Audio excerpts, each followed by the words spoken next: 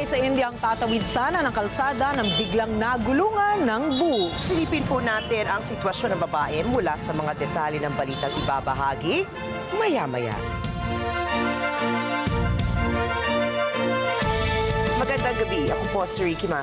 Ako si Rikki Alagao Flores. Ito ang mata ng Agila International. Para naman sa mga headlines ngayong araw ng Miyerkules.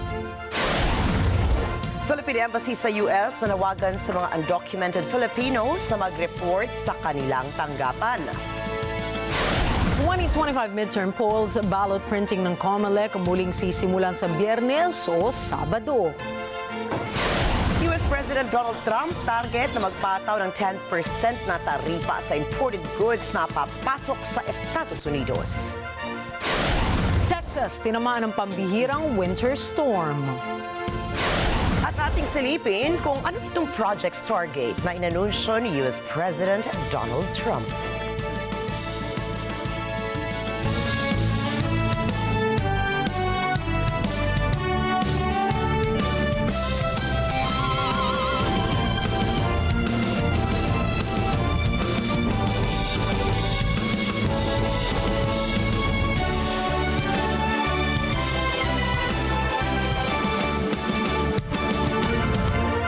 Hinikayat ng Philippine Embassy sa US ang mga undocumented Filipinos na nananatili sa Estados Unidos na mag-report sa kanilang tanggapan sa pagsisimula ng crackdown ng Administrasyong Trump sa mga illegal aliens.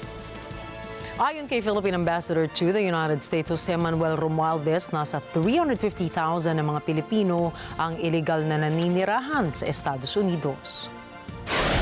Inihayag ni Romualdez na ang mga Pilipinong nasa US na ng 10 taon at naiayos na nila o nakapagtrabaho na sila roon ay may pag-asa namang makakuha ng permanent residency. Ngunit may hirapan anyang makakuha ng residency ang mga Pilipinong nag-overstay o kaya ay nagpunta sa US bilang mga turista.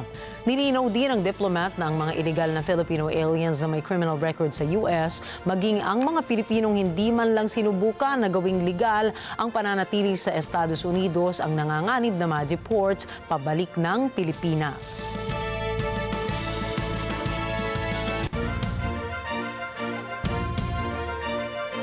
Kinumpirma ng Manila Economic and Cultural Office o MECO na walang Pilipinong naiulat na nasaktan matapos ang magnitude 6 na lindol na tumama sa timog Taiwan.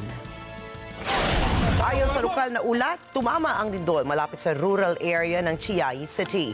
Inihayag po ni MECO Chairperson Cheloy Garafil na ligtas ang lahat at patuloy nilang minomonitor ang sitwasyon. Nailikas naman ang nasa 300 Filipinos na mga manggagawa mula sa isang pabrika sa Taiwan patungo sa ligtas na lugar. Matapos naman ang lindol ay kaagad na nagsagawa ang Taipei ng relief operations sa mga apektado ng lindol. Matapos na maudlot ng ilang beses ay posibleng muling simulan na ng COMELEC ang pag-iimprenta ng mga balota para sa May midterm polls sa araw ng Biyernes o kaya'y Sabado. Ayon kay COMELEC spokesperson John Rex Laudianco, inaasahang hindi ito lubos na makaaapekto sa paghahanda para sa paparating na eleksyon. Anya na isasaayos na rin ng COMELEC ang election management system at na-generate na rin ang mga panibagong balota. Git din ni Laudianco, maaaring abuti ng 2 hanggang 3 araw ang kanilang pag-imprenta. Pirmado na po ni Budget and Management Secretary Amena Pangandaman ang Circular Number 597. Ito ay para sa second tranche ng dagdag sahod para sa mga kawani ng gobyerno. Kaalinsabay din ng circular ang pagpapatupad ng updated salary schedule para sa civilian personnel, alinsunod pa rin sa Executive Order No. 54 Series of 2024.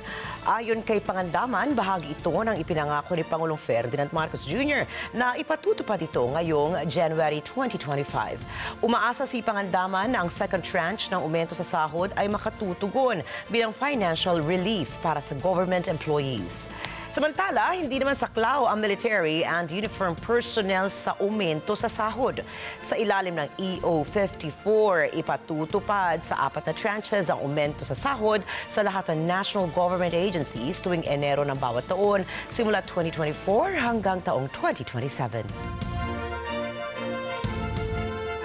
Inanunsyo ng Pag-asa na posibleng walang pumasok na bagyo sa Philippine Area of Responsibility o PAR hanggang sa matapos ang buwang ito sa kabila ng pag-iral ng 3 weather systems sa bansa. Batay sa ulat ng Pag-asa, patuloy ang pag-iral ng mga weather system sa bansa, katulad ng shear line, easterlies at northeast monsoon o hanging amihan. Inaasahang magdadala ang mga ito ng pag-ulan na maaaring magdulot naman ng pagbaha.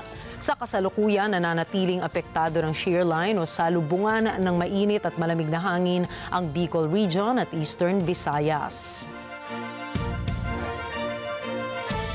Lumabas sa records ng Bureau of Immigration na ang inarestong Chinese national na suspected na spy ay labas-masok na pala sa Pilipinas simula pa noong taong 2015. Kasal din nila ang 39 na taong gulang na suspect sa isang Pilipina. Ipinasa na rin ng Bureau of Immigration sa Department of Justice and National Bureau of Investigation ang mga nasabing detalye upang makatulong sa investigasyon. Sasailalim din sa deportation proceedings ang Chinese national, subalit nilinaw ng immigration na hindi ito sisimulan hanggat hindi pa nito nare-resolba at napagsisilbihan ang lahat ng posibleng kaso at parusa. Dapat bilisan ang pag-amyenda sa espionage law ng Pilipinas ayon sa National Security Council o NSC. Naniniwala rin ang NSC na dapat ding bigyang prioridad at higpitan ang countering of foreign interference and malign influence bill na sinasabing mga kritikal na batas na naglalayong labanan ng mga pagbabanta sa seguridad ng Pilipinas. Sinabi ni National Security Advisor Eduardo Año na sa pamamagitan ng pagpapalakas ng legal framework ng bansa ay epektibong matutugunan ng buong puwersa ng batas ang mga individual o grupo na naghahanap ng pagkakataon upang makompromiso ang pambansang seguridad natin. Ginawa ng NSC ang apelang ito sa Kongreso kasunod ng pagkakaaresto sa isang Chinese national at 2 kasabwat na Pilipino na inakusahan ng pag-espiya at pangangalap ng intelligence sa critical infrastructures ng bansa. Nitong Martes, January 21, ay muling lumapit ang monster ship ng China at isa pang barko ng Chinese Coast Guard sa Panatag Shoal. Habang nangyayari po ito, ay dumating naman ang isa pang barko ng China sa baybayin ng Zambales. Ayon sa Philippine Coast Guard o PCG, namataan nila ang dambuhalang barko ng China sa layong 130 nautical miles mula sa Zambales. Nasa loob pa rin nila ito ng exclusive economic zone ng Pilipinas sa layong 19 nautical miles mula sa Panatag Shoal. Samantala, ang CCG 3304 ay nakita naman sa layong 105 nautical miles mula sa Zambales at lumapit sa Panatag Shoal sa layong 28 nautical miles. Pinalitan ng CCG 3103 ang CCG 3304 at sinabi ng PCG na iligal itong nagpatrolya sa baybayin ng Zambales sa layong 76 nautical miles mula naman sa bayan ng Pundakit. Pinagtugon, dideploy ng PCG ang BRP Suluan para huwag makalapit ang CCG 3103 sa Zambales. Patuloy ding nagpadala ng radio challenges ang PCG para igiit na ang iligal na presensya ng 3 Chinese ships ay paglabag sa Philippine Maritime Zones Act, sa United Nations Convention on the Law of the Sea at maging sa 2016 Arbitral Award. Susunod, France naglabas ng bagong arrest warrant para kay disgraced Syrian leader Bashar al-Assad. Donald Trump at Trump tariffs naging pangunahing paksa sa World Economic Forum. At Trump tariffs nakatakdang maging epektibo sa pagpasok ng Pebrero. Mga detalye po na mga balita niyan at iba pa mga balita sa pagbabalik ng Mata ng Agila International.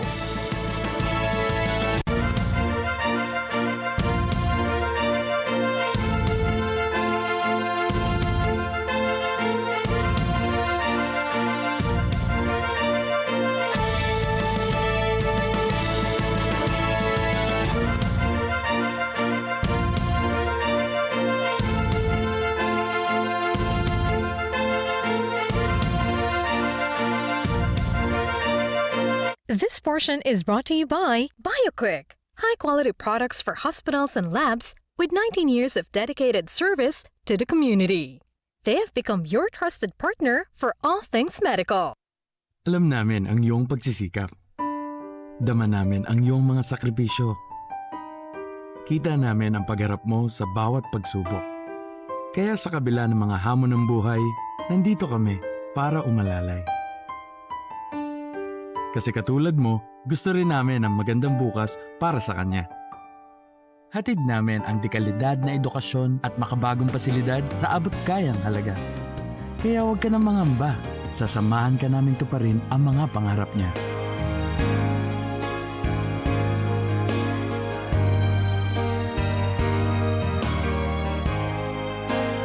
Maaasahan mong sulit dito ang mga pinagsikapan mo. Sa aming mga makabagong pasilidad at sistema ng edukasyon. Mailalabas natin ang aking talino at mga kakayahan niya. Kahit sa munting halaga, makakasiguro ka na makakasabay siya sa mabilis na pag-ikot ng mundo. Sa new era, karamay mo kami sa bawat hamon. Kaagapay mo kami sa bawat hakbang. Kasama mo kami sa bawat ngiti at tagumpay.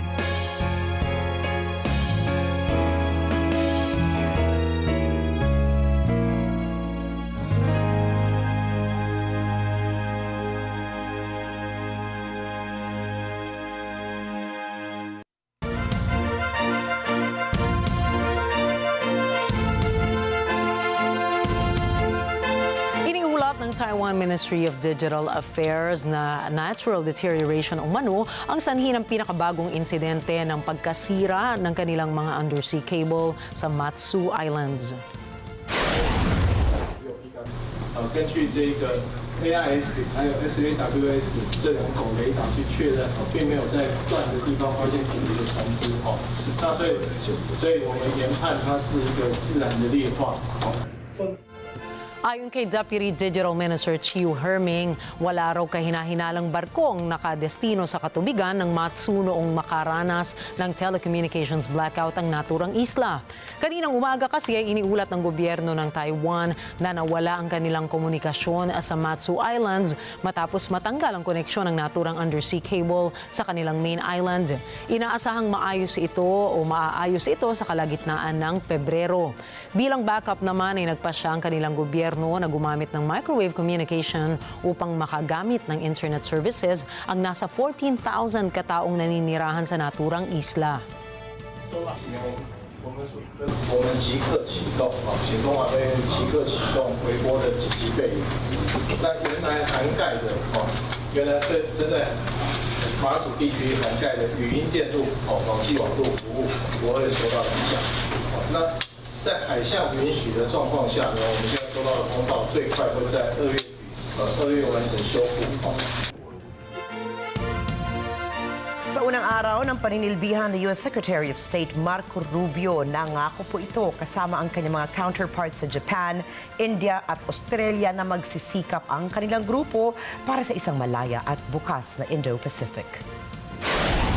Ayon sa ilang geopolitical analysts, ang pinagkasundo ang pahayag ng apat na lider ay isang code word para sa China na huwag itong maging agresibo sa nasabing rehiyon.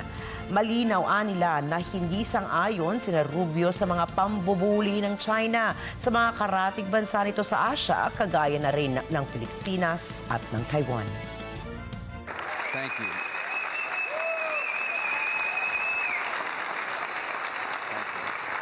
And that mission is to ensure that our foreign policy is centered on one thing, and that is the advancement of our national interest, which they have clearly defined through his campaign as anything that makes us stronger or safer or more prosperous. And that will be our mission. And we need to ensure that we have an environment here that's conducive to creativity, to boldness, to new ideas, to recognizing the dynamic world in which we live, one that is changing faster than it has ever changed before. And we need to be ahead of it. When the time comes for the principals to gather, or even deputies, I want the Department of State to have the best ideas and the best options available for the President. And then I want us to be able to execute them better than any agency in our government. That will also be a task of mine.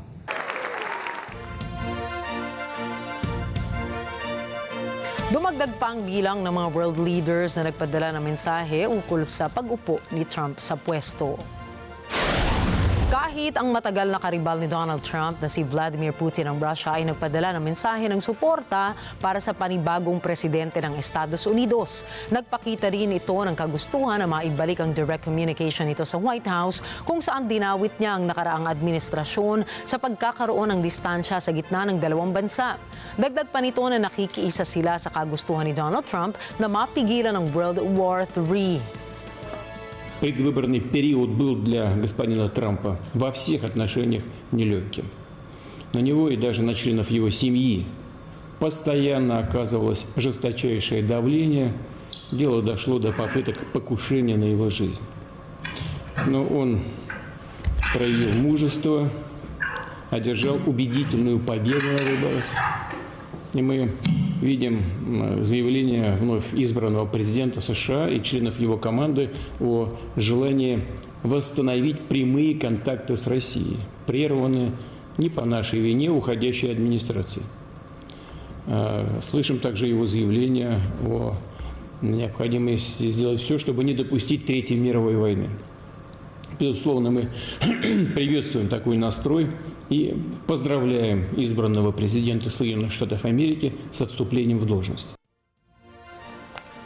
Ang kaalyado naman ni Putin sa Hungary na si Viktor Orban ay hindi nag-atubiling purihin ang presidente kung saan tinawag niya itong isang patriotic president.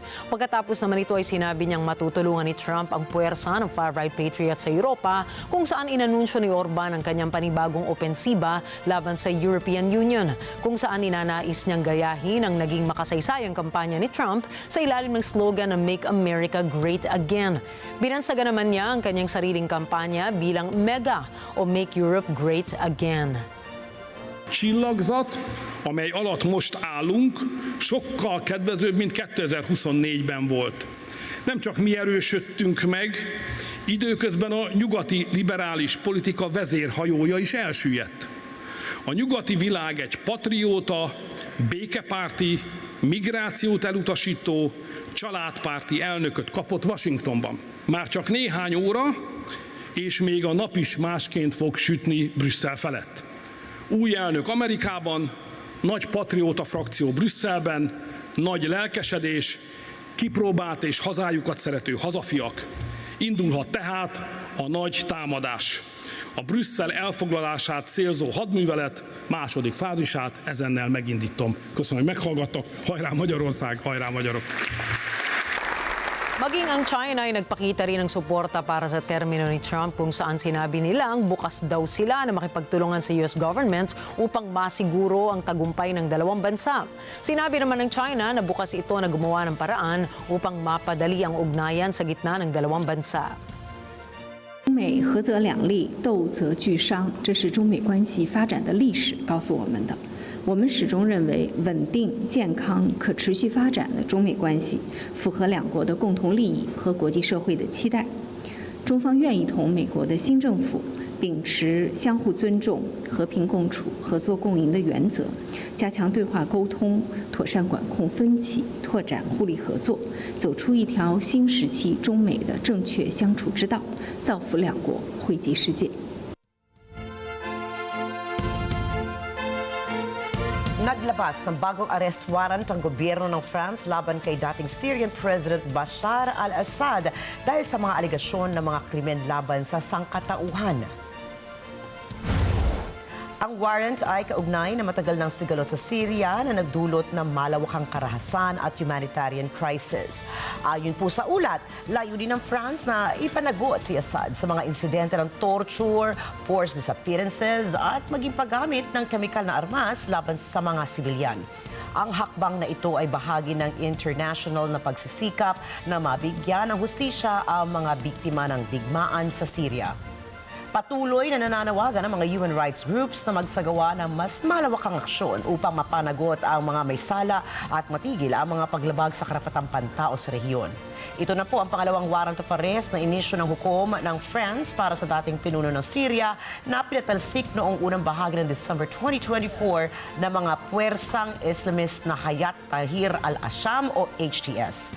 Inilabas noong November 2023 ang unang warrant laban kay Bashar al-Assad dahil sa mga paratang naman ng pakikipagsabwatan sa mga krimen laban sa sangkatauhan at pakikipagsabwatan umano sa mga krimen sa digmaan. Kasunod ito ng pagsisiyasat ng France sa mga chemical attacks sa Douma at sa distrito ng Eastern Ghouta noong August 2013 na nakapatay sa mahigit 1,000 katao. Sa kabila ng panunumpa ni Donald Trump bilang 47th President of the United States ay nagpapatuloy pa rin ang World Economic Forum sa Davos, Switzerland. Ayon naman sa mga opisyal na nag-organisa ng umanong pagpupulong ay dadalo si Donald Trump virtually upang makahabol sa mga pinakaimportanteng talakayin sa umanong pagpupulong ng mga iba't ibang bansa. Ang naturang forum ay naglalayong magtalakay ng mga importanteng world issues kagaya ng climate change, war, global tensions at economic status ng mga bansa. Nasa 130 mga bansa ang inaasahang magpapadala ng delegasyon kasama na rin ang nasa 900 mga business leaders at 3,000 kataong nakatakdang makilahok sa naturang okasyon. Wala pang balita kung may delegasyong ipadadala ang Estados Unidos, ngunit umaasa naman ang iba na dadalo ang Department of Government Efficiency Secretary na si Elon Musk sa naturang okasyon upang sagutin ang mga komento ni Olaf Scholz ukol sa free speech. So, on the question of the dealing of Elon Musk, I had a lot of things to comment in the past because he was discussing a lot about Europe. And just to repeat what I already said, we have the freedom of speech in Europe and in Germany. Everyone can say what he wants, even if he is a billionaire. And what we do not accept is if this is supporting extreme right positions. And that is what I would like to repeat again. Nangako naman ng China na susuportahan itong global trade market at inihambing niya ang free trade policy ng China laban sa banta ng Estados Unidos na tataasan nila ang taripa sa ibang bansa. Niliwanagan din ito ang posisyon ng China ukol sa isang trade war kung saan sinasabi nitong walang kailangang matalo sa naturang labanan, sa halip ay dapat tinitingnan ng lahat kung paano tayo makikipagtulungan sa isa't isa. 从对外贸易看，我们不追求贸易顺差，愿意进口更多国外有竞争力的优质产品和服务，促进贸易平衡发展。中国的关税总水平已经降到7.3%，处于全球比较低的水平。我们给予所有同中国建交的最不发达国家100%税目产品零关税待遇。经济全球化不是你输我赢的零和博弈，而是互利共赢的普惠进程。当然，经济全球化也会带来一些利益分配上的矛盾分歧，这些问题只能在推进全球化的进程中加以解决。搞保护主义没有出路，打贸易战没有赢家。我们要充分利用一切机遇，引领好经济全球化的走向，以普惠纾发展之困，以包容聚合作之力，推动经济全球化进入更具有活力、更加包容、更可持续的新阶段。 Tila nagbago naman ang tono ni European Commission President Ursula von der Leyen ukol sa China, kung saan sinasabi nitong napapanahon na para sa ibang bansa na buksan ang kanilang merkado sa oportunidad na dinadala ng China sa harap ng isang global race. Tinitignan naman ito ng mga eksperto bilang posibleng pagdistansya ng European Union sa Estados Unidos sa harap ng bagong round ng Trump tariffs. Ilang beses na rin tinitignan ng Europa na simulan ng kanilang decoupling sa iisang major trade partner dahil sa ganitong posibilidad na nagkatotoo naman sa pag-upo ni Donald Trump. In this spirit, we will need to work together to avoid a global race to the bottom, because it is in no one's interest to break the bonds of the global economy. Rather, we need to modernize the rules to sustain our ability to produce mutual gain for our citizens. It is time to pursue a more balanced relationship with China in a spirit of fairness and reciprocity. This new engagement with countries across the world is not only an economic necessity, but it's a message to the world. It is Europe's response to rising global competition. We want more cooperation with all who are open for it.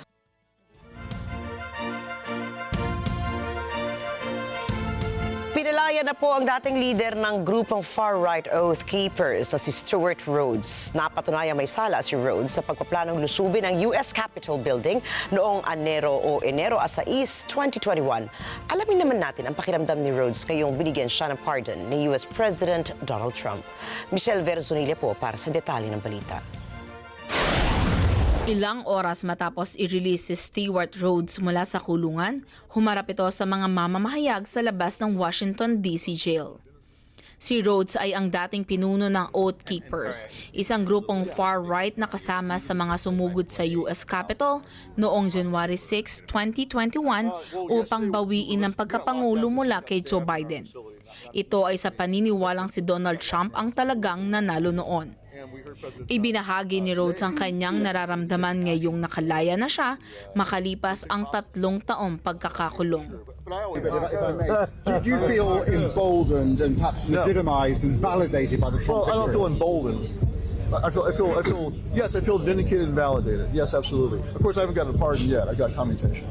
But I'm applying for one. I'm pretty positive I'll get one. When they review my case, they'll understand that I was targeted for who I am, not for anything I did. It's because I'm the founder of Oath Keepers. Hindi man kasama sa mga lumusob sa Capitol si Rhodes, napatunayan itong may sala sa pagpaplanong gumamit ng puwersa upang pigilan ng Kongreso na pagtibayin ng pagkapanalo ni Biden sa eleksyon. 18 taong pagkabilanggo ang sentensya dapat kay Rhodes. Sa kabila ng lahat, walaan niya siyang pinanghihinayangan. At naniniwala pa rin itong dinaya si Trump noong 2020 elections. Ipinag-utos ni Trump ang clemency o pagpapatawad sa lahat ng nakasuhan kaugnay ng paglusob sa Capitol kung saan may 140 pulis ang nasaktan. Ikinatakot ng maraming mambabatas na nasa loob din ng gusali ang pagsalakay ng iyon. Ayon sa Federal Bureau of Prisons, 211 ang pinalaya matapos ang pag-uutos ni Trump. Umani ng pagtuligsa ang pagpapardon na ito ni Trump mula sa kapulisan na nakipagtunggali sa mob noon. Kabilang dito ang pag-alma ng mga pamilya ng kapulisan at mga mambabatas, pati na ang ilang Republicans na rin. Batay sa isang poll, majority ng mga Amerikano ang hindi sang-ayon sa desisyong ito ng bagong Pangulo sa unang araw pa lamang ng kanyang termino. Michelle Verzonilla para sa mata ng Agila International, trusted, connected on point. Sinabi naman ni US President Donald Trump na nag-iwan si dating Pangulong Joe Biden ng isang liham para sa kanya sa loob po mismo ng Resolute Desk sa White House. Pinayuhan niya siya ni Biden na i-enjoy ang kanyang termino bilang Pangulo ng Estados Unidos at binigyan din ito ang kahalagahan ng kanyang trabaho bilang leader. Isang tradisyon sa Estados Unidos na nag-iiwan ng sulat ang outgoing president para sa incoming president. Yeah, he wrote me a nice letter. I mean, I did open it last night. And I didn't know. Peter said, "Did you get the letter?" I said, "Wait a minute, let's see the letter. It's sort of a tradition. You put it in the drawer, especially of the beautiful Resolute desk, right?" And I opened the drawer, and there it was. It said to number 47. And it was a very nice letter. I mean, I could show it because I think it was a nice letter. Maybe I will. I think it, what did you say in terms of just basically, it was a little bit of an inspirational type letter, you know. Enjoy it, do a good job. Important, very important how important the job is. But I may it was a nice letter. I think I should let people see it because it was a positive for him in writing it. I appreciated the letter. Thank you.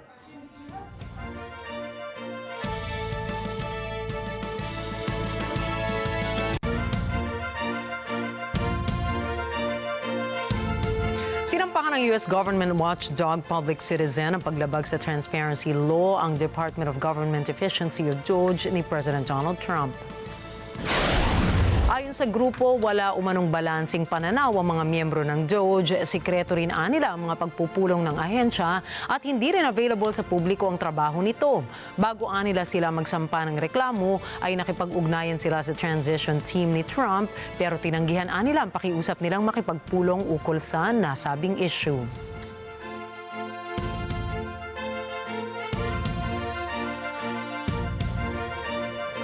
Ikinokonsidera ni U.S. President Donald Trump na magpataw ng karagdagang 10% taripa sa imported goods mula sa China, Mexico at iba pang parte ng Europa simula sa Pebrero.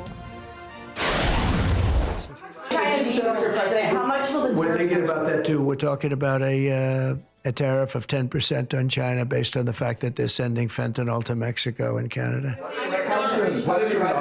How soon on those tariffs? Probably February 1st is the date we're looking at.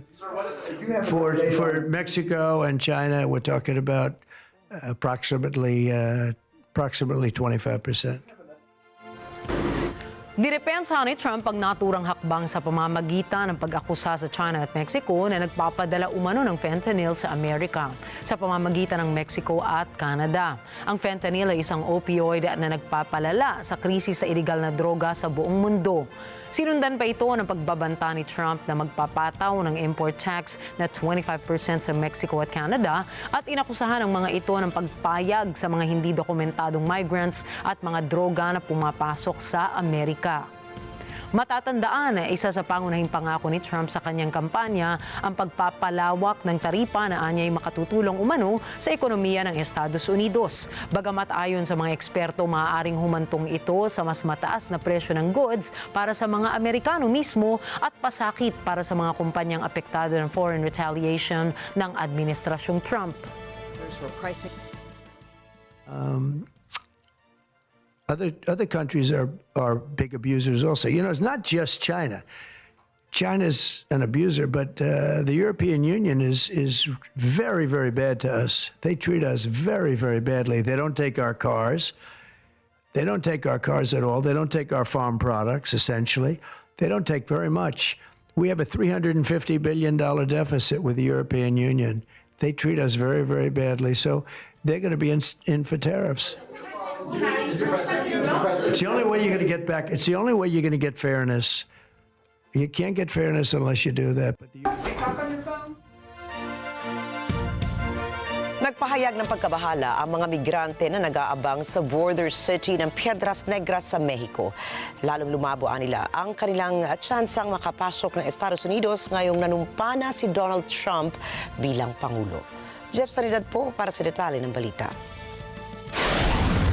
Matapos magtaas ng kamay ni Donald Trump bilang Pangulo ng Estados Unidos ngayong 20 ng Enero 2025, isa si Honduran migrant Denia Alvarado sa mga nakatanggap ng email ukol sa pagkakansela ng U.S. Customs and Border Protection o CBP appointment. Siya at ang kanyang 2 anak ay nag-aantay sa Mexico para sa appointment date na ito ng higit 1 taon. Creo que habemos muchas personas que esperamos por mucho tiempo y creo que está mal que haya, como por ejemplo, cancelado las citas que ya estaban programadas. Y yo sí entiendo que pues hayan cancelado la aplicación, ¿va? Pero pienso de que las citas no deberían haber sido, porque hay muchas personas que realmente sí lo necesitamos y que pues viajamos por motivos bastante difíciles. Que casi todos creo que pasamos por muchas cosas así cuando venimos de nuestro país. Nilisan ni Alvarado ang Honduras matapos anya siyang makatanggap ng ilang pagbabanta sa kanyang buhay. Anya, pag-asa niya ang asylum sa US para mabigyan ng mabuting kinabukasan ang kanyang mga anak. Tengo 2 hermanos allá y pues quería estar allá Una por las cuestiones que pasamos, las inseguridades de nuestro país, y pues creo que es el único país que nos brinda como que más, ¿cómo se puede decir? Más seguridad, ¿cierto? Y pues también estar con la familia y darle un futuro mejor a mis hijos, que estudien, por ejemplo, porque en mi país es bien difícil el estudio, y pues más lo hago por mis hijos, que estén un futuro mejor. Kawangis ng mensahe ang nakita ng mga migrante sa kanilang CBP One app na kinakansela ang kanilang appointment. Tinanggap nila ang notification ilang sandali lamang matapos ang inaugurasyon ni Trump. Mula noong 7 ng Enero, may 280,000 users ang naglalog on sa app kada araw upang kumuha sana ng appointment. Ayon kay Venezuelan migrant Carolina Palmares, isa siya sa mga nag-aabang. Martes sana ang kanyang appointment. Todo ha sido complicado, iniciando desde la selva hasta ahora que estoy aquí esperando para poder pasar, pero ahorita ando con un poco de nervios con lo que acabamos de ver, que cancelaron la cuestión de lo de la cita, porque ahora Donald Trump va a recibir lo de la presidencia. La verdad son tantas cosas, son tantas cosas que se nos cruzan que la verdad no sabemos cuál es la realidad de las cosas. Sa kasalukuyan, sa bakod ng Mexico, may 100 sundalo ang nagpapatrol. Samantala, sa bakod ng US, may border patrol agents ang nakaistasyon kada 50 metro. Noong Lunes, isa sa mga ipinahayag ng bagong mga opisyales ng White House ang nakahandang pagdedeklara ni Trump ng national emergency sa katimugang border ng bansa. Ito ay bilang pagtupad ng isa sa kanyang mga ipinangako sa pangangampanya, ang matinding paghihigpit sa imigrasyon. Jeff Sanidad para sa Mata ng Agila International. Trusted, connected, on point. Lumagda si US President Donald Trump ng isang executive order upang tuluyang mag-withdraw ang Estados Unidos sa World Health Organization o WHO. Ibig sabihin nito ay pinanlang aalis ang US sa WHO pagkatapos ng isang taon. Mahihinto na rin ang pagbibigay ng US ng pondo para sa WHO. Para kay Trump ay hindi naman naging kapaki-pakinabang sa maraming residente ng Estados Unidos ang sinasabing benepisyo ng World Health Organization. So we paid $500 million to World Health when I was here, and I terminated it. China with 1.4 billion people. We have 350 to pay. Nobody knows what we have because so many people came in illegally. But let's say we have 325. They had 1.4 billion. They were paying 39 million. We were paying 500 million. It seemed a little unfair to me. Nanghihinayang naman ang WHO sa desisyon ng Estados Unidos na umalis sa organisasyon at sinabing umaasa silang muling pag-iisipan ni Trump ang desisyong ito. Susunod, mga suspect sa Turkish ski resort fire na aresto na. Netflix nagtamo ng record viewership sa pagpasok ng taon. At Indonesia, kinasuhan ang Google para sa unfair practices. Yan at iba pang mga balita sa pagbabalik ng Mata ng Agila International.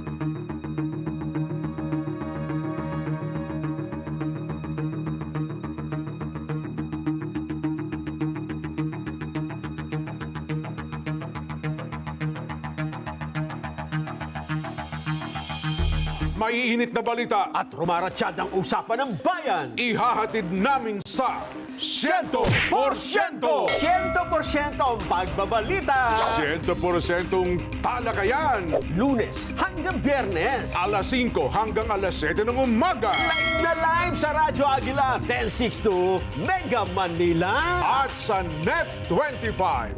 100%! Sa Net 25, let's get together. Sa Net 25.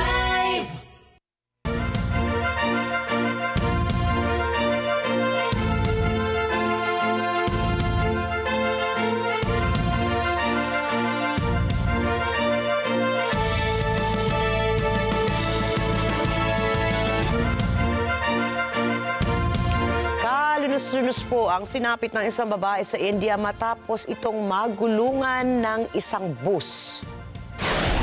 Mula sa nakalap na CCTV, ayan po, makikitang tatawid sana ang babae sa kabilang kalsada. Mapapansin din po na pinipilit itong maunahan ng bus na lumitaw na lamang sa kanyang likuran. Subalit sa hindi inaasahang pagkakataon ay nahagip ng gulong ang balabal ng babae na siyang naging dahilan ng kanyang pagkakadapa sa daan. Dito na nagulungan ang babae at namatay. Tumigil naman ang bus nang sumisenyas na sa driver na ihinto na muna ang sasakyan. Iniimbestigahan na ng Madhapur Police ang nasabing insidente.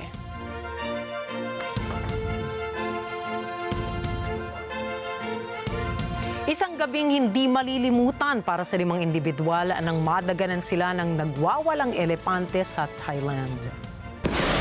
Ayon sa lokal na ulat, bibisita lamang ang mga biktima para sa isang fireworks display nang may nakasalubong silang nagwawalang hayop. Batay sa salaysay ng mga nakasaksi, nagwala ang hayop dahil sa ingay ng pagsabog ng mga paputok sa lugar. Mula sa video ay makikita ang tumatakbong hayop habang nagpupulasan ng mga tao para makaiwas sa elepante. Matapos ang insidente, inaresto ang mahot o caretaker ng elepante dahil sa pagdala nito ng nasabing hayop sa fireworks display. Inamin umano ng mahot na hindi siya humingi ng permiso na dalhin ang kanyang alagang hayop sa fireworks display sa isang livestock office. Nahaharap ang mahot sa parusa ng 1 taong o 1 taong pagkakakulong at multang aabot sa 20,000 baht. Umabot na po sa 76 na katao ang nasawi sa naging sunog sa Grand Kartal Hotel sa Turkey. Ipinabot ni Turkish Interior Minister Ali Yerlikaya ang kanyang pakikiramay sa mga pamilya ng mga biktimang nasawi. Kinumpirma naman ni Yerlikaya na tapos na ang search efforts sa nasunog na hotel. Kasalukuyan nang nagsasagawa ng DNA test sa mga labi ng na-recover ng mga otoridad. Patuloy pa rin ang investigasyon ng pulisya sa nasabing insidente at sa kabila nito ay may 9 na individual na silang naaresto. Iginiit ni Yerlikaya na mananagot ang mga taong responsable sa trahedya. Huwag pong gagayahin basta-basta ang inyong mapapanood sa inyong mga screens dahil mga dalubhasa lamang ang makagagawa po nito. Gumawa kasi ng human pyramid on moving motorcycles ang Indian Army sa kahabaan ng kalsada ng New Delhi. Ayon sa lokal na ulat, habang ginagawa ng motorcycle rider display team ng Indian Army ang stunt, ay nakasakay ang 7 sundalo sa motorsiklo para maging haligi ng 40 human pyramid. Binaybay naman ng Indian Army ang 1.2 miles na Kartavya Path Ceremonial Boulevard para makumpleto ang kanilang new world record.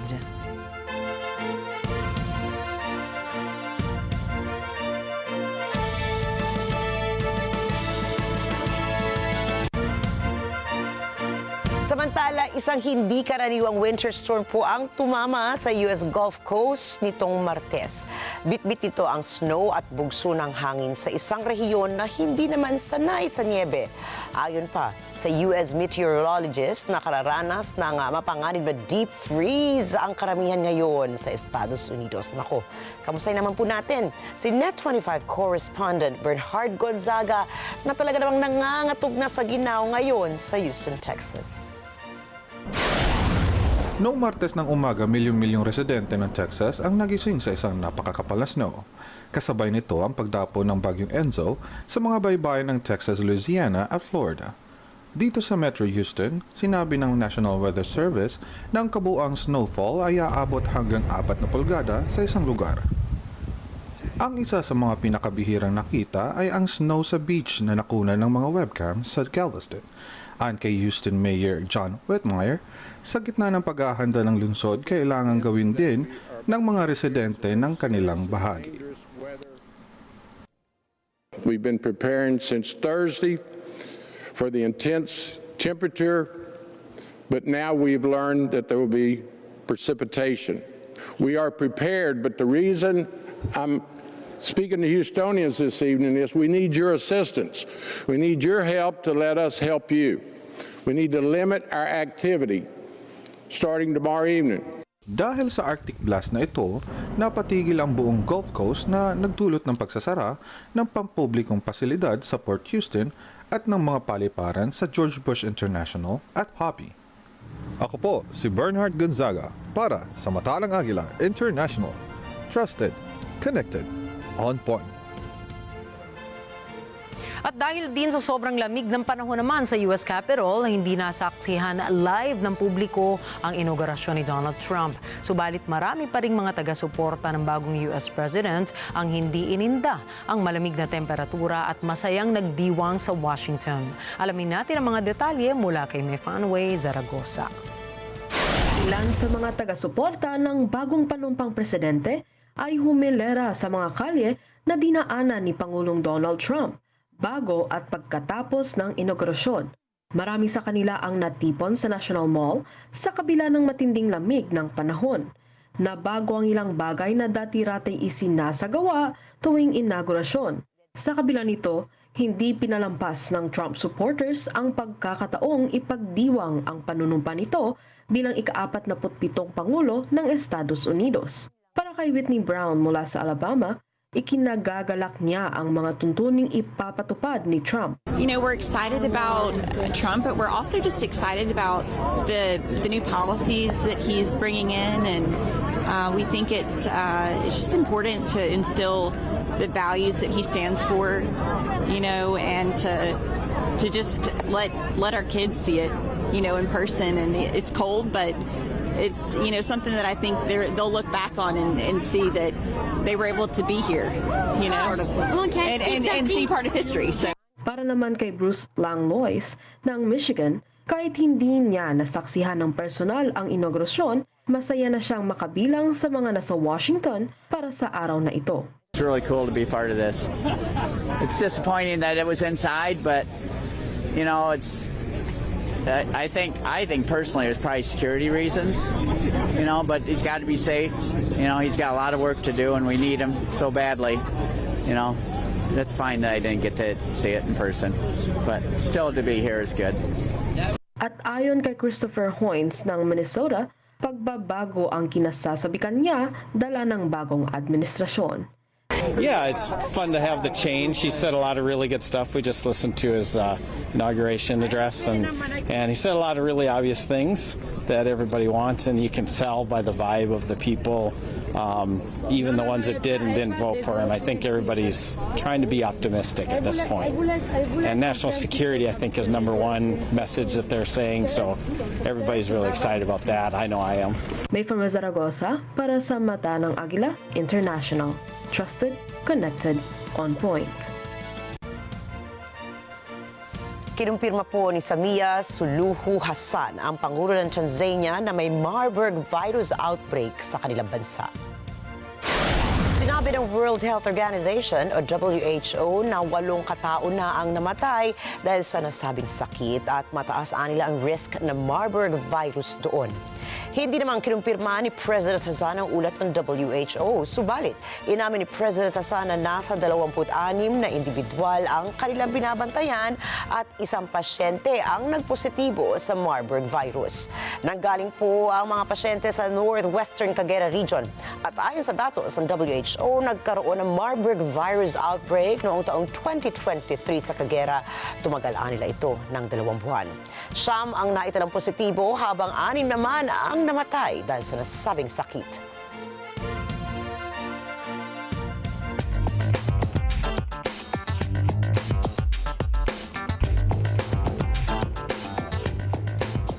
Iniulat ng Netflix ang kanilang record viewership number sa pagpasok ng taong 2025. Dala ito ng pagpasok ng kanilang hit show na Squid Game at ang pagdagdag ng live streaming ng sporting events. Ayon sa fourth quarter report ng streaming giant, ay nagkaroon sila ng karagdagang 19 million subscribers na nagbibigay ng total na bilang na 302 million viewers worldwide. Ang ni-live stream naman ang laban ni former boxing champion Mike Tyson at YouTuber Jake Paul ay nakakuha ng 65 million streams. Nakakuha rin ng record viewership ang dalawang NFL games na inilabas ng Netflix noong December 25 ng nagdaang taon. Tinitignan din ng Netflix na makuha ang streaming rights ng FIFA Women's World Cup Soccer Finals sa 2027 at 2031.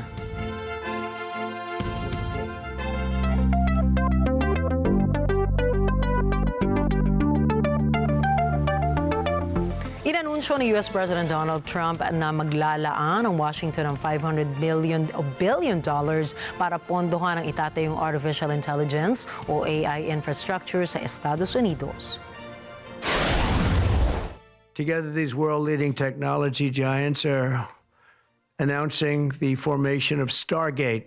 So put that name down in your books, because I think you're going to hear a lot about it in the future. A new American company that will invest $500 billion at least in AI infrastructure in the United States and very, very quickly, moving very rapidly, creating over 100,000 American jobs almost immediately.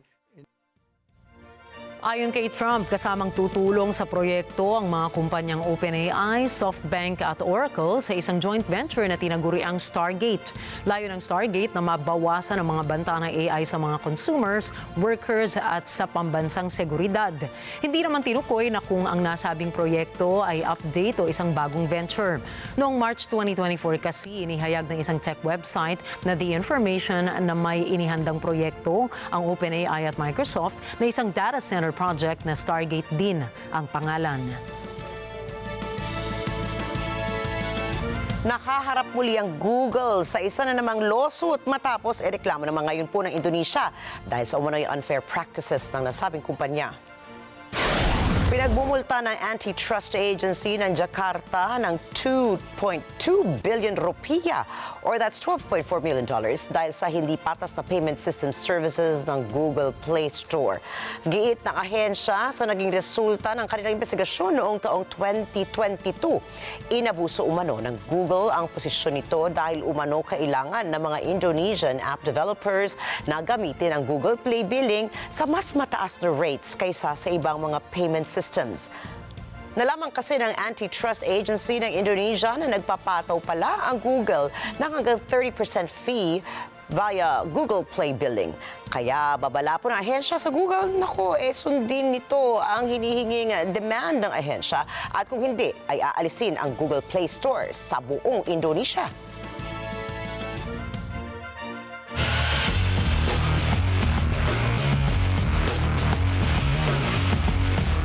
Pasok na sa semifinals ng Australian Open si Serbian tennis star Novak Djokovic. Ito ay matapos ang makasaysayang panalo kay Carlos Alcaraz sa score na 4-6, 6-4, 6-3 at 6-4 sa laro na tumagal ng 3 oras at 37 minuto. Sinabi ng 10-time Australian Open champion ay tinuturing niyang makasaysaya ng laban. Dahil sa panalo ay malapit na niyang makamit ang kanyang record na 25th Grand Slam para mahigitan si Margaret Court ng Australia. Sa unang set ay nakuha ng Spanish tennis star ang panalo kung saan napilitang tumawag ang 37 anyos sa si Djokovic ng medical timeout dahil sa injury sa kanyang hita. Bumalik ito sa second set na nakatali na ng benda ang kanyang kaliwang hita. Nagkaroon ng matinding rally ang dalawa hanggang umabot sa ika-4 na set at tuluyan ang nakuha ni Djokovic ang kampyonato. Susunod na makaharap ni Djokovic sa semifinal si Alexander Zverev sa araw ng Biyernes.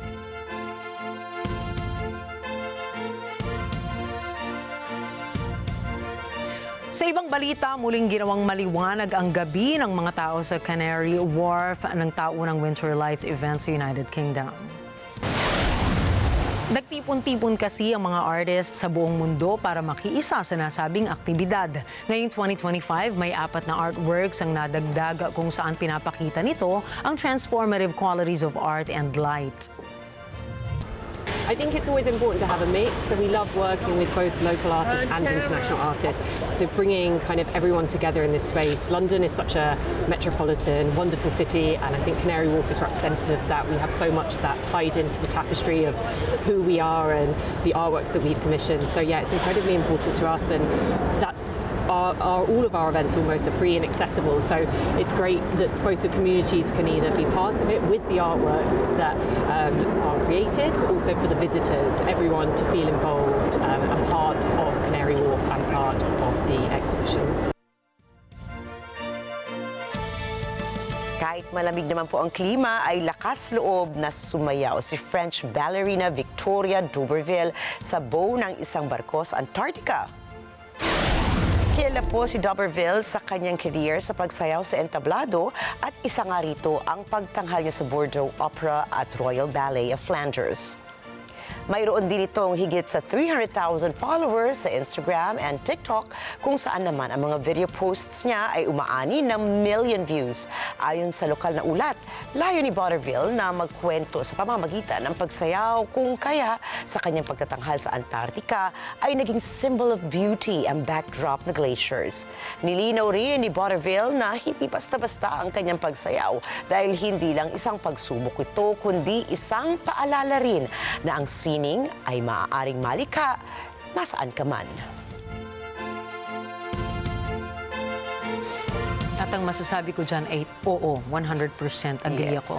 Di ba? Pero no? alam ko, ginawin tayong dalawa, no? So, siguro bundles of jackets ka kapag mag-paint ka sa Antarctica. Tsaka isipin mo naman, yung ginawa niya na nakatutu, mahirap yun, ha? Kung ako yan, balot na balot ako. Pero paano ka naman makakasayaw kung ang dami-daming nakabalot sa... Talagang dedication and commitment to her craft yan. Bow tayo sa kanya. Okay po yan. At tandaan po ha, narito kami ni Nina para maghatid ng balita sa anumang dako ng mundo. Muli, ako po si Rikki Matay. Ako si Nina Ricci Alagao Flores. Ito ang Mata ng Agila International. Para po sa iba pang balitang nanggaling din sa iba't ibang panig ng mundo, punta tayo kay Alma Angeles para sa Mata ng Agila World News. Take it away, Alma.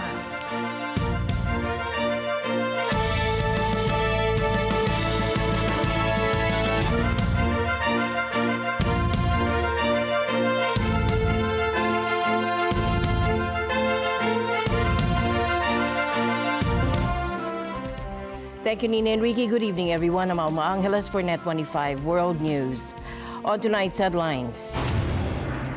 A historic Arctic blast is gripping parts of 30 states stretching deep into the south, from Texas to Louisiana and even Florida. Unprecedented snow, ice, and blizzard warnings are creating chaos in areas unaccustomed to such severe winter weather. Attorneys general from 22 states are now suing to block President Trump's move to end birthright citizenship. And this controversial policy guarantees U.S. citizenship for children born on American soil, regardless of their parents' immigration status. And the news starts now.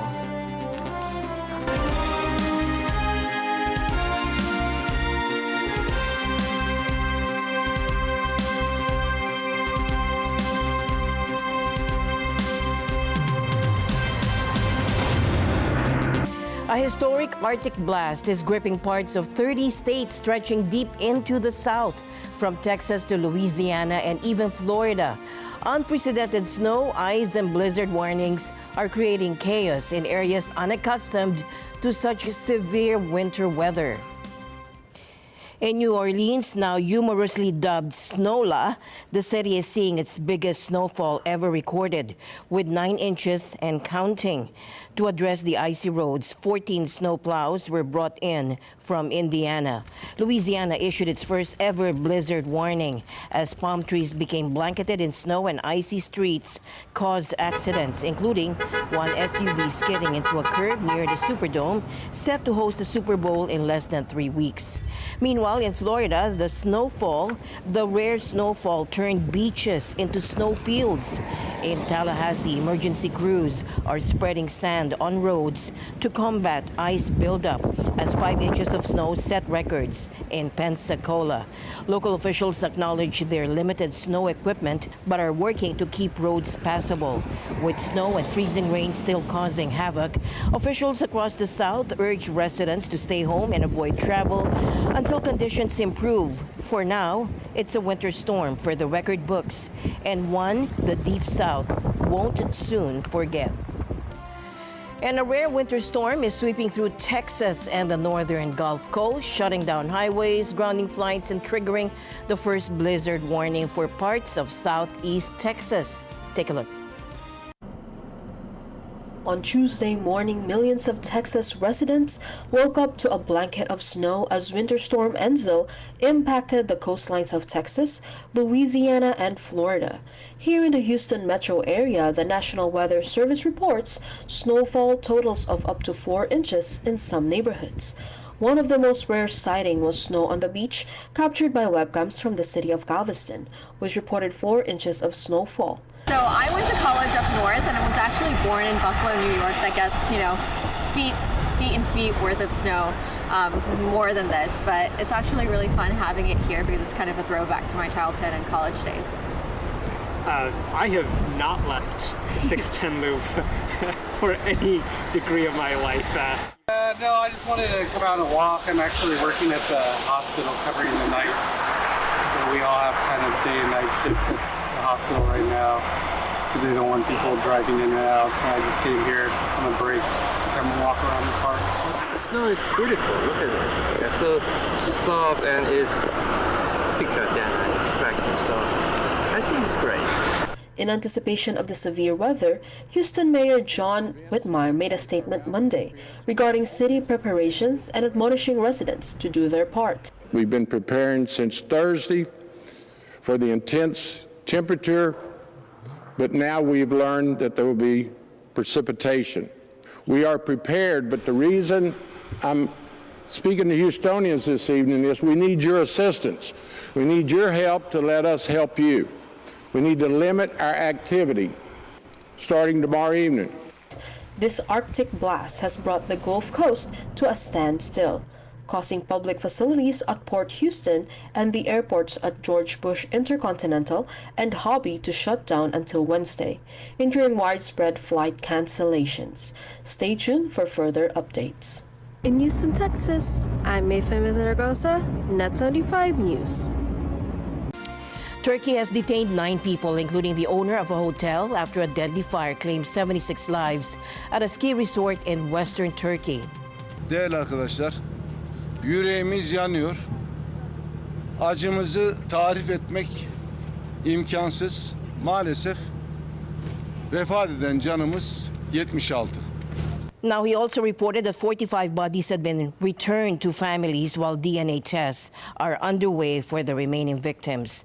The fire started in the Grand Kartal Hotel at the Kartalkaya Ski Resort in the Bolu Mountains around 3:30 a.m., consuming the 12-story hotel. The hotel has expressed deep sorrow and promised full cooperation with the investigation. With 238 registered guests, many survivors described panic and chaos as they fled smoke-filled corridors and jumped from windows. Witness Omer Sakrak recalled the horrifying scenes. We got up at around 3:30 in the morning. We woke up to screaming. We woke up to shouting. When we went outside, we could only see smoke in the building at first. After the smoke, people's screams started to increase. Because we could not see the flames at that point, we tried to support them from here by saying, "Wait, calm down." Then when the flames appeared, people all of a sudden started to jump with panic. A friend jumped from the 11th floor. May God have mercy on him. They tried to climb down using bedsheets. The bedsheets ripped as one friend was trying to climb down, and he unfortunately fell on his head. One father was yelling about his 1-year-old child, "I will throw my child or he will burn." Atacağım yoksa yanacak gibi bir çığlıkları oldu. Guests said no fire alarms sounded and they had to escape in the darkness. President Erdogan declared a national day of mourning after the tragedy which struck during peak winter tourism season.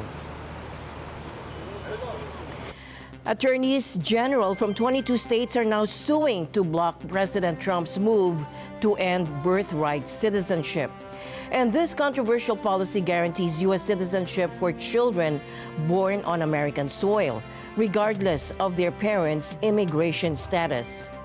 This next order relates to the definition of birthright citizenship. President Donald Trump wasted no time signing executive orders related to his sweeping immigration crackdown after taking office.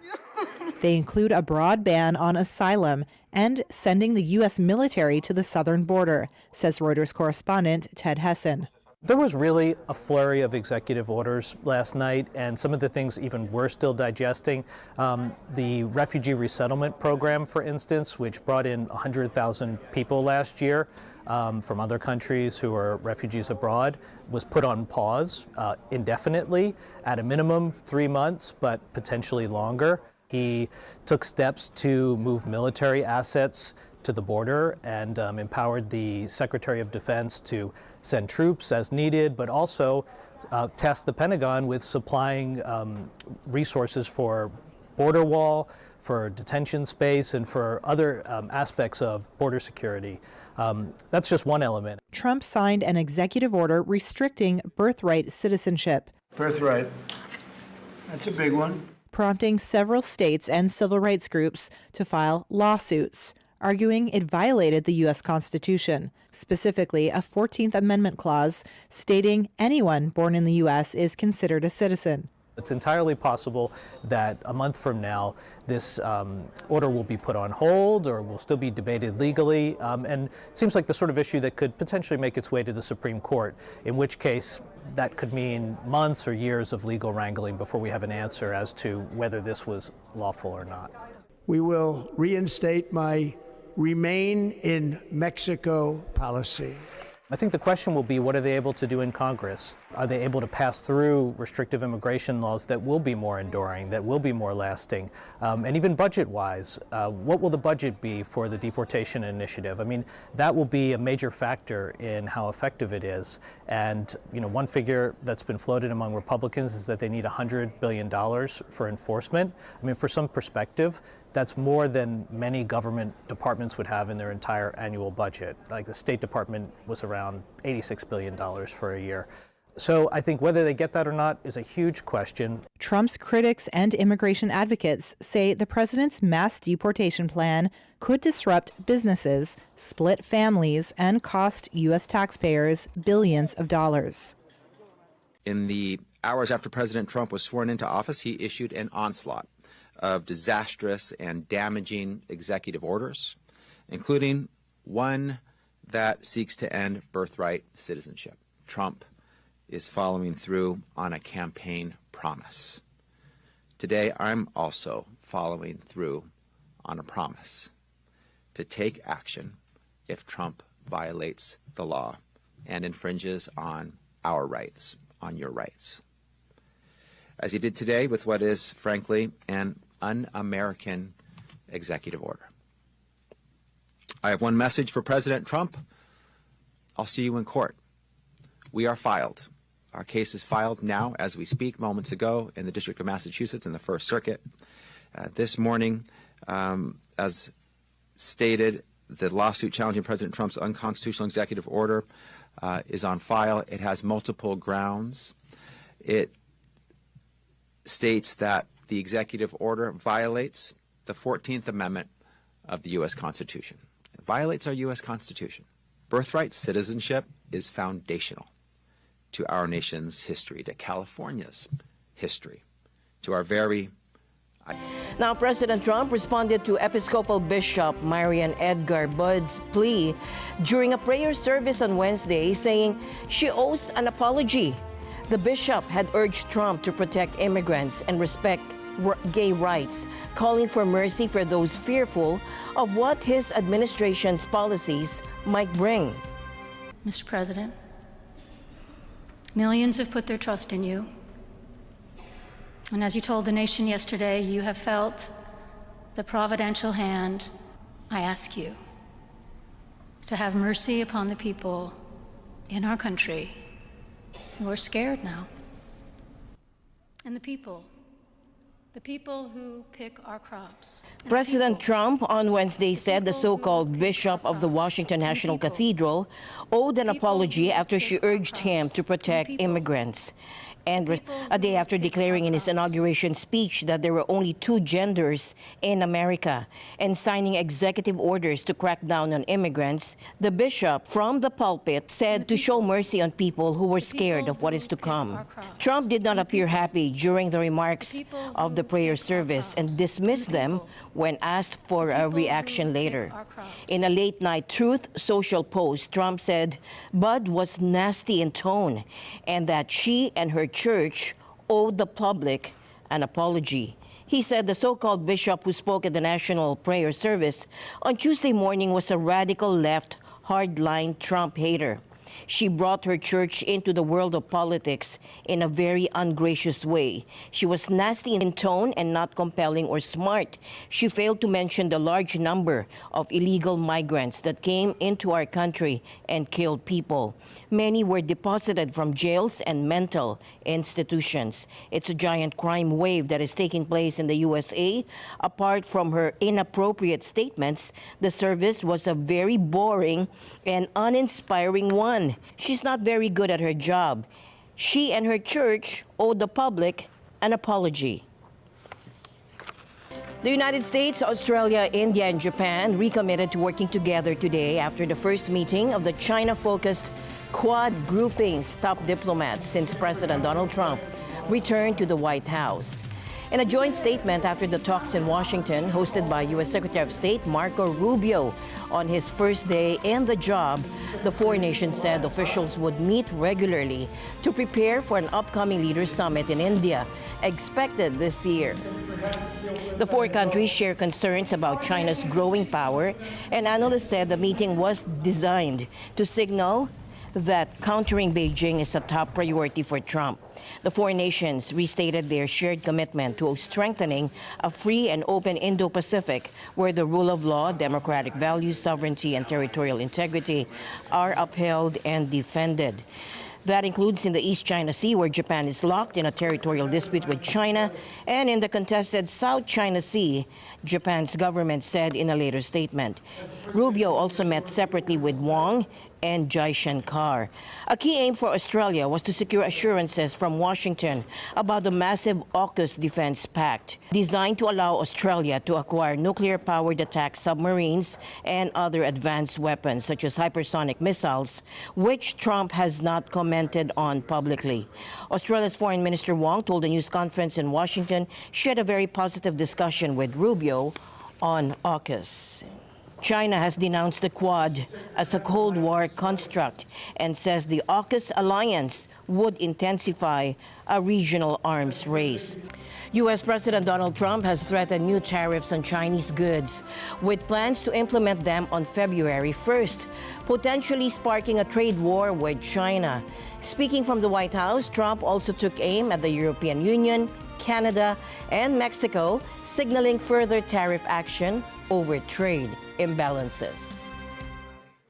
U.S. President Donald Trump says his administration is discussing new tariffs on Chinese goods by February 1st, raising the specter of a retaliatory trade war with the second-largest economy in the world.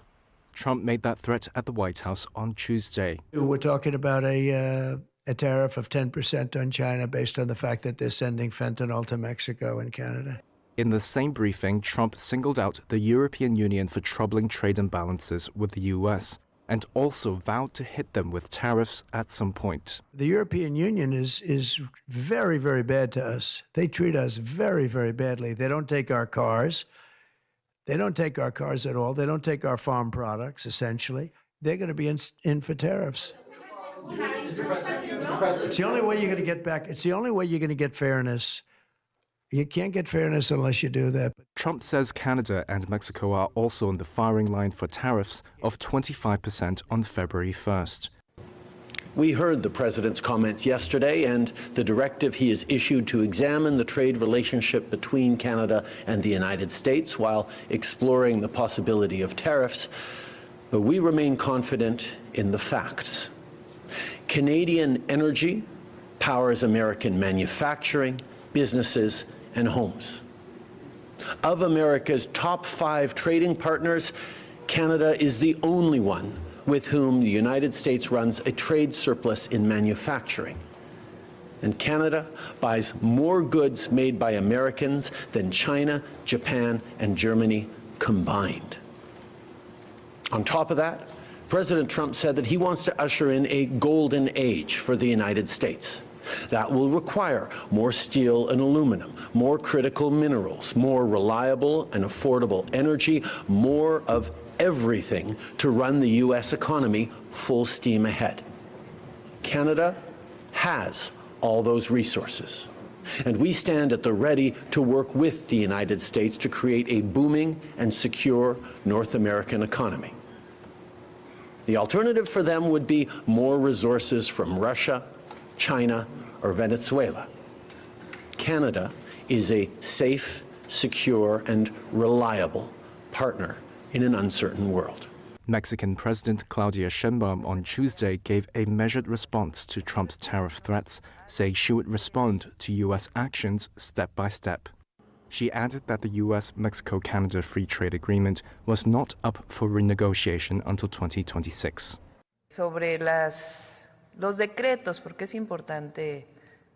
Regarding the decrees, because it's important to refer to the decrees signed yesterday by President Donald Trump, I would like to mention the following. First, the people of Mexico can be sure that we will always defend our sovereignty and our independence. We are already in communication, whether today or tomorrow, to start bilateral talks, which are essential, especially with the arrival of President Trump, to establish all communication, respectful dialogue between our countries.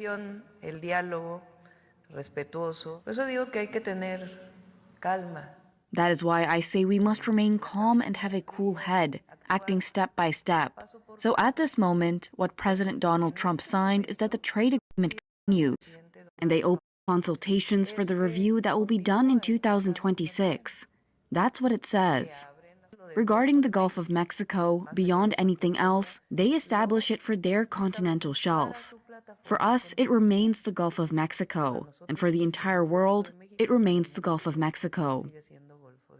The comment appears to be preempting suggestions that Trump will seek an early revamp of the pact, which underpins over $1.8 trillion in annual three-way trade. On Monday, Trump also directed federal agencies to complete a review of a range of trade issues by April 1st. That includes spotting persistent U.S. trade deficits, unfair trade practices, and currency manipulation among partner countries, including China.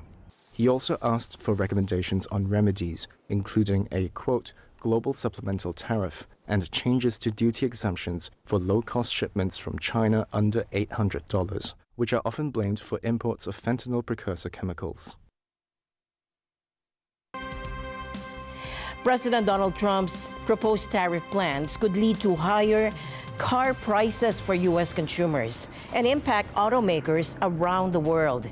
And that's the warning coming from Germany's influential auto industry, which voiced concerns on January 21. U.S. President Donald Trump's tariff plans would mean higher car prices for U.S. consumers and hit global automakers. A warning from Germany's powerful car industry on Tuesday. It came as auto stocks fell on the prospect of higher U.S. import duties. The president of Germany's VDA Auto Association told an annual press conference that Trump's threatened tariffs would drive up U.S. inflation. Trump did not immediately implement the wide range of tariffs he'd promised, but he indicated that tariffs of 25% on Canada and Mexico could be imposed as early as February. Global automakers make cars in Mexico for sale in the U.S., and the Central American country is an integral part of the supply chain. Russ Mould is investment director at AJ Bell. If you look at a lot of the Mexican trade flow that there is, this is equipment or major bits of machinery that are shipped backwards and forwards across the border several times during assembly. So if that tariff applies every single time, then that's going to be a really expensive piece of kit by the time that we finish. So companies may well feel obliged to move more production to the United States, and that's actually what President Trump wants. And the news continues here on Net 25. We'll be right back. Digital payments have revolutionized the way we transact. However, as technology advances, so do the threats posed by cyber criminals. Kailangan pa rin talaga tayong mag-ingat, no? Maraming mga scammers na naghahanap pa rin ng pagkakataon para manloko. Nagiging mas sophisticated na ngayon yung mga scammers natin. And dahil dyan, yung mga tinatawag nating rules of the game, kung paano ma-detect yung mga scams, nag-iiba din. It's a partnership between the business and the consumers to really protect accounts and to protect their assets as well. Online Business, an Open for Business with Cesar Vallejos. Sunday, 9 p.m. Sunday 25.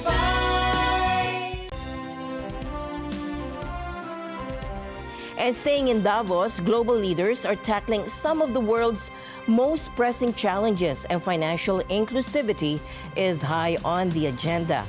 And the Philippines is leading the way, showcasing how fintech can bridge gaps and drive economic resilience. Well, in the Philippine context, the collaboration between the public sector and the private sector, government and GCash in this instance, is very important. There are more wallets than bank accounts in the Philippines, in the formal sector. More Filipinos have access to savings, investment, credit with GCash, for example, in the Philippines, and with banks. More people have, like I said earlier, adopted to e-wallets than going to a formal bank. GCash CEO Martha Sazon and Finance Secretary Recto are demonstrating how partnerships like these have changed lives. Sazon, meanwhile, emphasized how the pandemic accelerated the adoption of digital wallets, bridging the financial inclusivity gap in the country. I think while COVID was the trigger for the significant growth and increase in penetration, the lesson here is that we were ready when the world closed down on us. Today, with 90 million users and a valuation of $5 billion, GCash is the Philippines' largest unicorn, and the government is also expanding digital connectivity, aiming to connect all 7,000 islands and provide access to financial tools. Infrastructure, digital connectivity is key. Big news from Washington. President Donald Trump has announced a whopping $500 billion private sector investment to supercharge AI infrastructure across the U.S. U.S. President Donald Trump has announced private sector investment of up to $500 billion to fund AI infrastructure. He spoke in Washington alongside the bosses of tech firms OpenAI, SoftBank and Oracle. Together, these world-leading technology giants are announcing the formation of Stargate. So put that name down in your books, because I think you're going to hear a lot about it in the future. A new American company that will invest $500 billion at least in AI infrastructure in the United States, and very, very quickly, moving very rapidly, creating over 100,000 American jobs almost immediately. This will be the most important project of this era, and as Masa said, for AGI to get built here, to create hundreds of thousands of jobs, to create a new industry centered here. As technology progresses, we will see diseases get cured at an unprecedented rate. Stargate will be a Texas-based joint venture between the firms. $100 billion in funding is committed for now, with more expected to come over the next 4 years. Masayoshi Son, the chief executive of Japanese investment giant SoftBank, had already promised Trump billions in investment. We are very, very excited to do this. And our partner is, of course, SoftBank, OpenAI, Oracle, and additionally investing partner with MGX. On top of that, we have the technology partner NVIDIA, and of course, Microsoft has been very, very supportive to SAM and continue to support all our success. This is not just for business. As Raleigh said, this will help people's life. This will help solving many, many issues, difficult things that otherwise we could not have solved with the power of AI. And Oracle chief Larry Ellison said the new project was actually well advanced. The data centers are actually under construction. The first of them are under construction in Texas. Each building's 500,000 square feet. There are 10 buildings currently being built, but that will expand to 20. The announcement on Trump's second day in office follows the rolling back of former President Joe Biden's executive order on artificial intelligence.